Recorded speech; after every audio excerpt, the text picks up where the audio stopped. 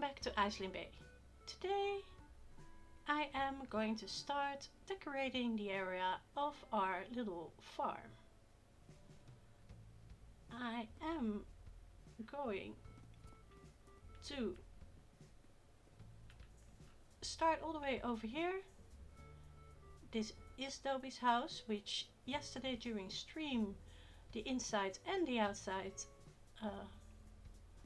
were changed. The same with this house over here, which is Sherb's.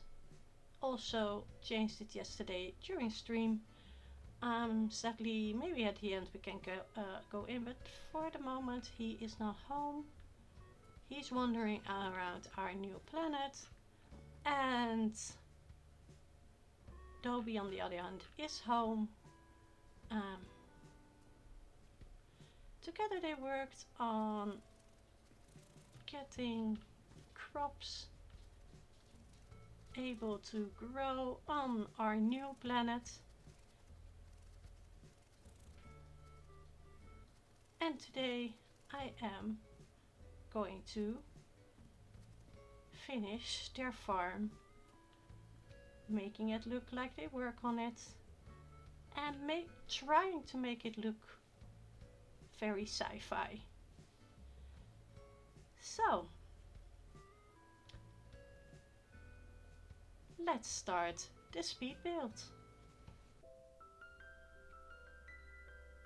This speed build, as you will start to notice pretty soon, is going to be a little bit chaotic, but as always I start with laying the pathing, which I only show you a few little bits of, because, well, every video laying the pathing is exactly the same as the one before.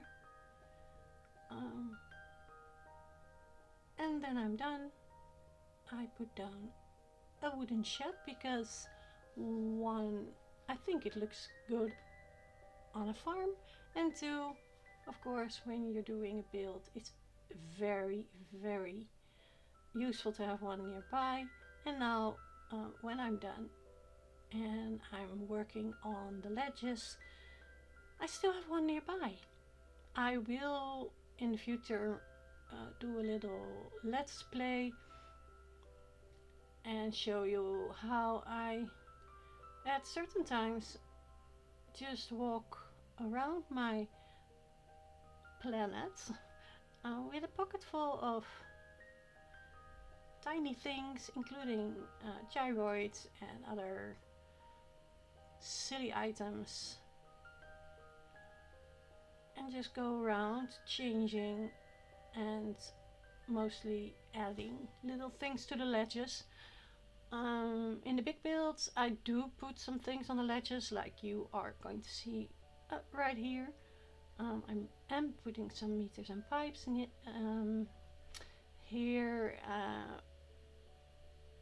wanting to create a little bit of a illusion that the solar panels are connected in such a way that things will work better on this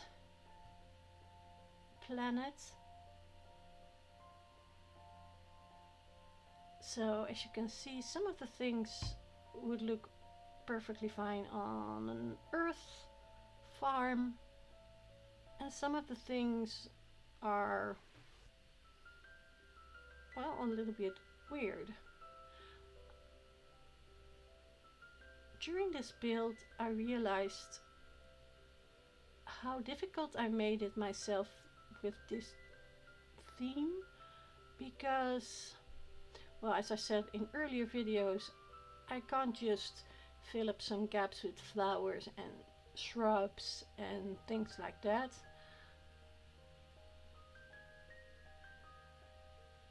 And it challenges me to use items I thought I wouldn't really like.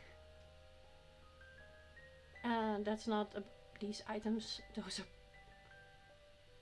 for me perfectly usable items in any theme, but especially especially the big gear things, even though when I saw them first time I thought they were very fun. But as you see here, I am again getting some more stuff out, but not boring you with watching me, well, trying to decide what to use. So the gear tower and the gear apparatus, even though I thought they looked really cool, I had absolutely no clue what to do with them. I now use them in every single build. Not always in working, because I have a cute little music under this, but they are loud. They are so loud. My island is loud. I know a lot of people complain about islands with a lot of waterfalls. Yeah, those are loud. But believe me, my island is extremely loud. But I guess science fiction and everything apparently is loud. And luckily some of the items, if you are really done with the sound, you just can turn them off.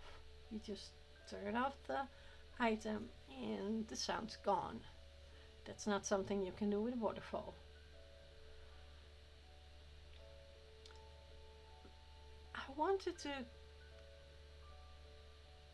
give this build a little bit of a nice country feel, even though we're in outer space and there's a lot of weird electronics and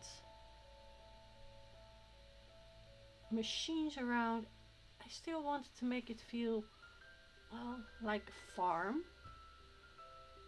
And those of you who are watching this probably know which one of the things I need, because it was the one I have been skipping every single pass around my inventory. But I thought it would be nice to, well, do this almost Western style country fire. And then of course keep on adding machines and the doodads and the whatnots. As you can see, I run around a lot during this build. I've been running around a lot during every single build in this island team.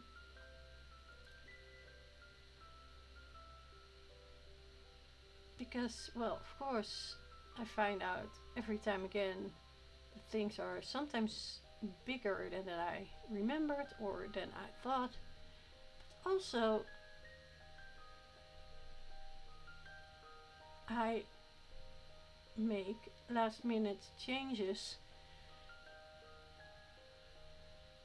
in what I was planning, because I realize that with things like these items, especially the loud ones and the big ones, it does start, in my idea, look, well, messy. And not just messy, but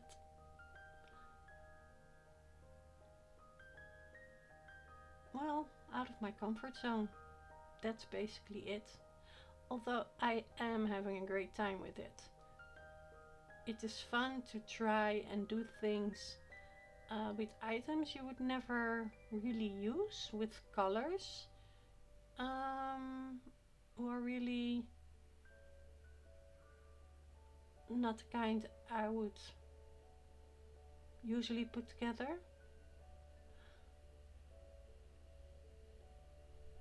And combinations of items like the old school and well, the more sci-fi. So I am having tons of fun.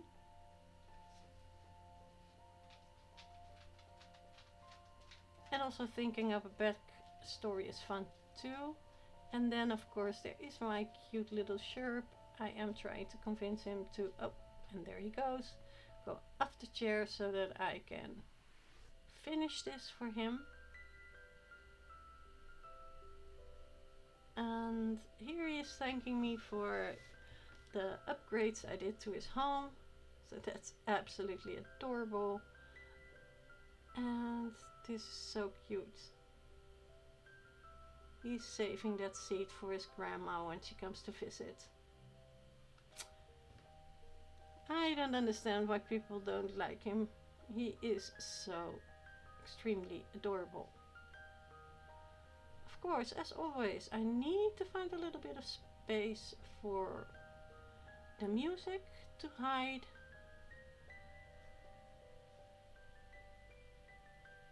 And well, just a skip, just open and close, and everything in between I cut out because, well, you don't need to see my messy hoard of things. And basically these are the finishing touches. Glow moss and Gyroid. And a happy Sherb. Here I realize that I have two of the same gyroids so close together, even in the same color, and I did decide to leave it like that because, well, they are the little aliens that live on this planet, so similar ones can be together, can't they? I think they can. I think this was the weirdest combination of items I ever put on a farm in Animal Crossing. So let's walk around for a little bit. Of course, there is the normal farm equipment like the tractor and, well, a milk barrel, and of course fruit and veggies. And then of course there is this gear tower. And you might think, why are you showing it from above? Well, things are huge. Still, I think Sherb is happy. And Sherb always makes me happy. Of course, solar panels are not as weird for farms because we want to do everything biological and ecological correct, of course, and we want as much clean energy as we can get also on this distant planet. But to make the ground a little bit more usable, we need a lot of machines and, well, at least a few patches of earth ground made it to this planet, and after a lot of work by Sherb and Dobie, you can see it's yielding a good crop. And some things really look a little bit like an earth farm,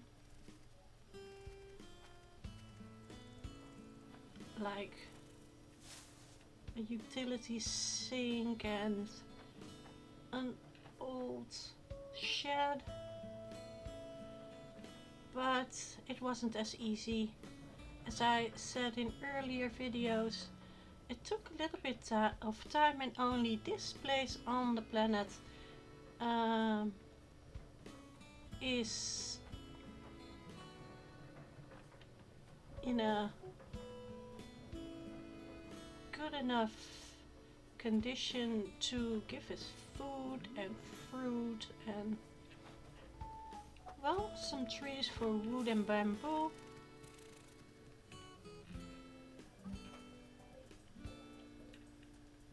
And, well, I guess this is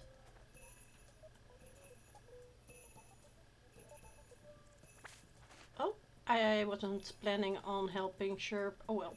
This is what we are going to end this video on. A nice comfy fire.